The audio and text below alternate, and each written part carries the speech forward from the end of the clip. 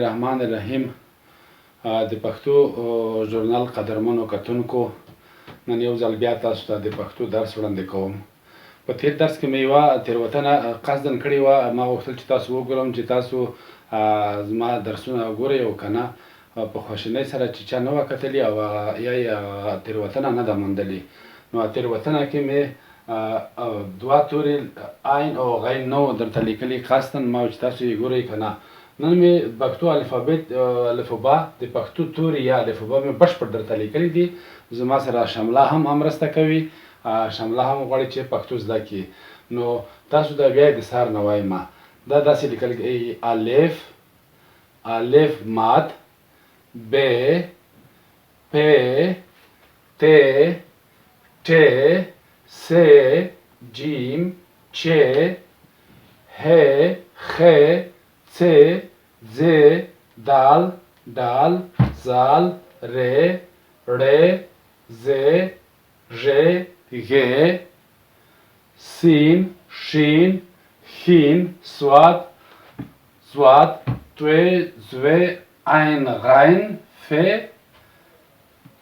قاف کاف گاف لام میم نون نون واو ه دوه سترګې ه یې او دغه یې لکه سړی داسې بیا داسې لیکل کېږي لکه سړی منګی. دغه یا لکه نجونې ښځې مېرمنې او یا کې او دغه یې ښځینه یې ده اوږده یې ده چې ویل کېږي چې لکه سړي منګي په جمع کې راځي.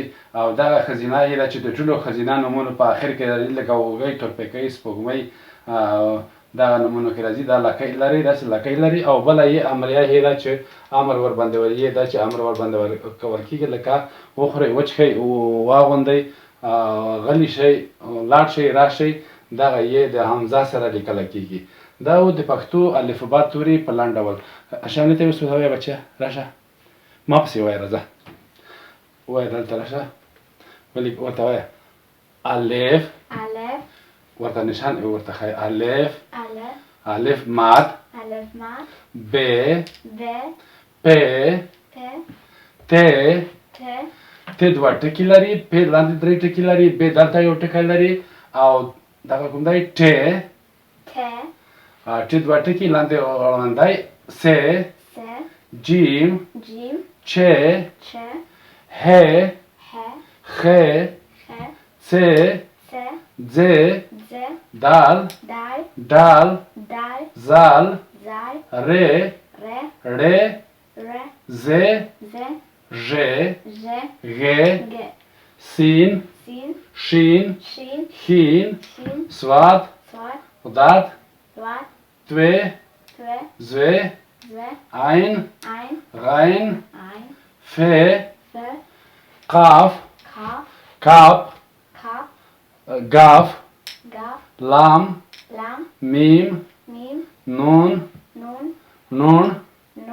واو ه دوه سترګې ی بیا دوه ټکي لاندې باندې دوه ټکي او بیا یې دوه ټکي څنګ په څنګ، بیا یې د لکۍ والا چې لکۍ لري او بیا یې حمزه لري.